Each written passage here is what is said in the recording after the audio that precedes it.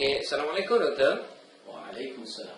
Okey, merujuk pada modul kemahiran menulis Bahasa Arab Mikro, Pra-Universiti dan IPT, apakah perbezaan modul ini dengan modul-modul yang biasa dijumpai di pasaran, khususnya untuk pelajar-pelajar Pra-Universiti dan IPT?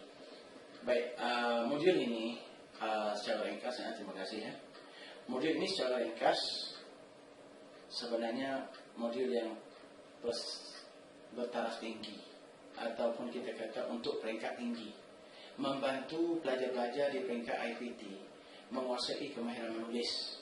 Karena kita sedar pelajar-pelajar di IPT masih ramai juga yang belum mampu untuk menulis dengan baik dalam bahasa Arab. Jadi modul ini secara umum sebenarnya ada 10 tajuk yang perlu disiapkan, tapi setakat ini kita sudah siapkan 5 tajuk awal yang memberi fokus kepada fungsi makna ayat 10 bahasa Arab.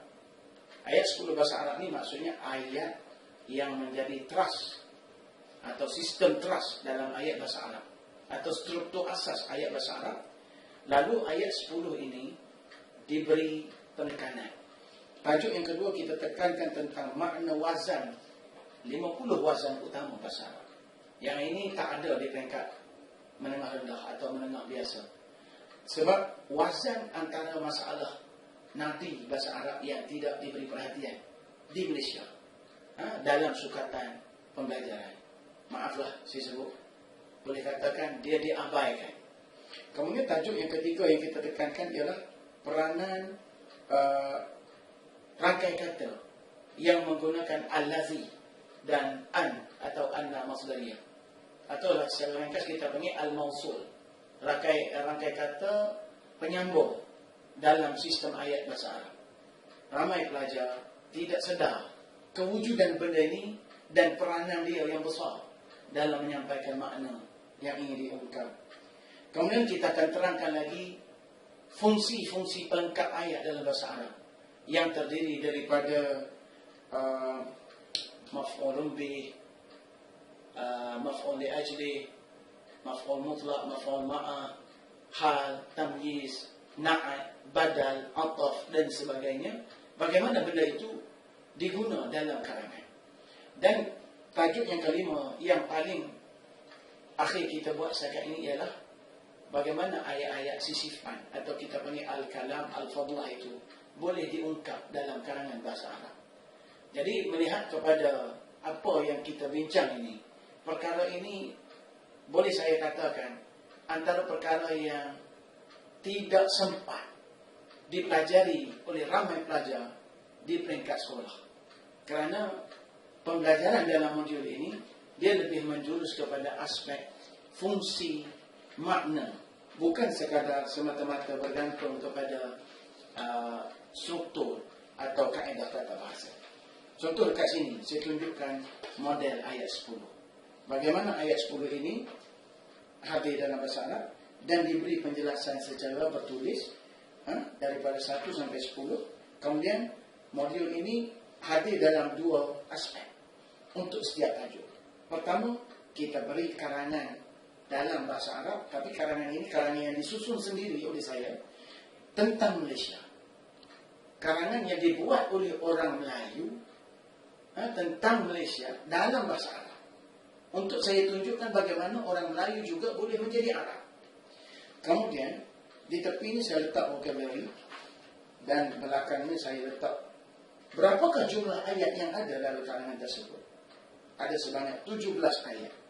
Maka pelajar diminta memahami struktur ini dan meneka ini ayat nombor berapa daripada 10 sistem ayat kita. Kemudian ditekankan soal benda paling penting, wazan dalam karangan tadi. Perkataan-perkataan yang menggambarkan wazan dikeluarkan. Contoh di sini, wazan yang kita tekankan apa? Mufa'al, yufa'ilu. Kami kita ambil perkataan itu. Contohnya murabba, wazan dia apa? Mufa'al. Huruf asal dia apa? Daripada rabba'ain. Untuk menggambarkan apa? Isimakan. Cuba terjemahkan dalam bahasa Melayu. Itu kita tekankan wazan daripada Arab kepada Melayu.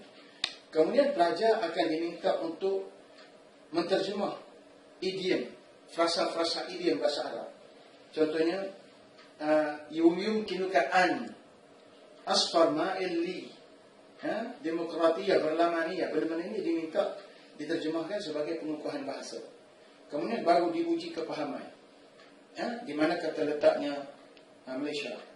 Apakah bahasa rasmi contohnya? Supaya pelajar mula menulis tanpa sedar. Jadi pelajar sudah mula menjawab dan menulis tanpa sedar. Kemudian pelajar akan diminta menterjemah secara penuh karangan bahasa Arab tadi ke dalam bahasa Melayu.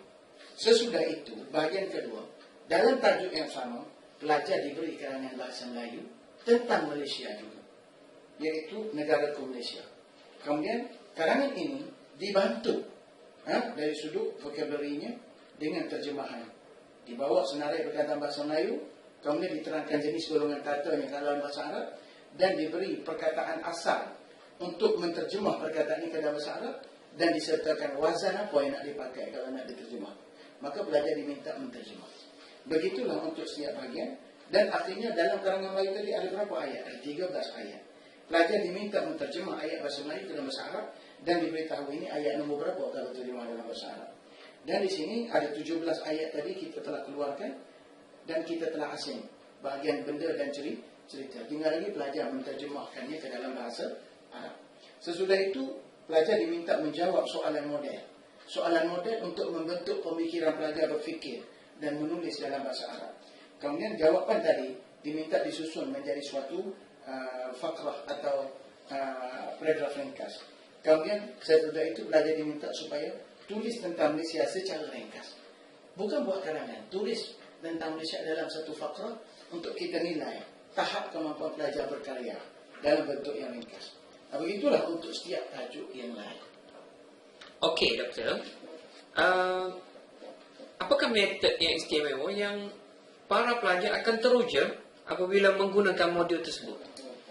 Perkara yang paling menarik sekali ialah bahan yang kita kemukakan itu bahan tempatan tentang persekitaran yang ada di sekeliling mereka.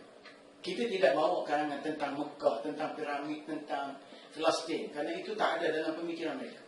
Tapi benda itu ditulis dalam bahasa Arab, dan kemudian mereka diajak untuk mengubah set karangan model yang hampir sama ke dalam bahasa Arab.